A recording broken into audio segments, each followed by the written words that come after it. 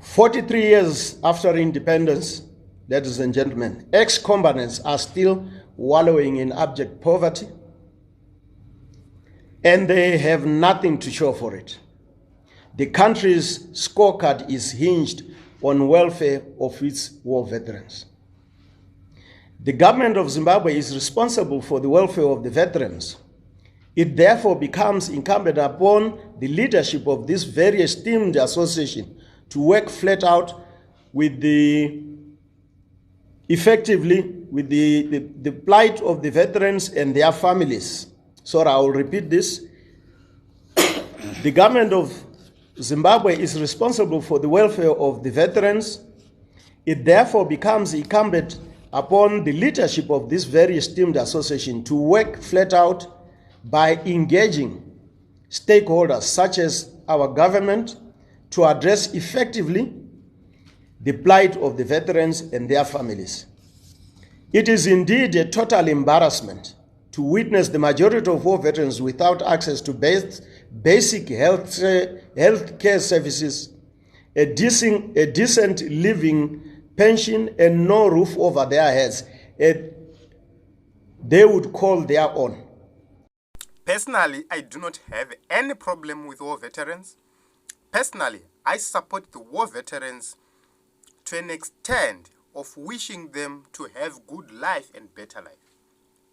My problem are these groupings of the so-called war veterans which are popping up for the benefit of themselves, for their own selfish reasons.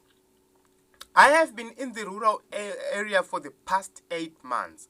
I have been talking to war veterans. I have been talking to Vanamjiba, Vanachimrido. They have nothing to show in their lives. But we have groupings who are fighting Mugabe. To whose benefit? We have groupings who are fighting Mnangagwa. To whose benefit?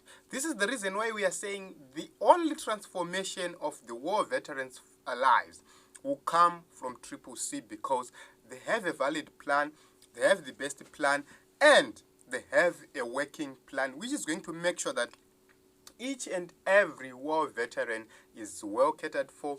Those who fought for the liberation of Zimbabwe are well kept. If you support opposition and you're a war veteran, why are you being neglected like this?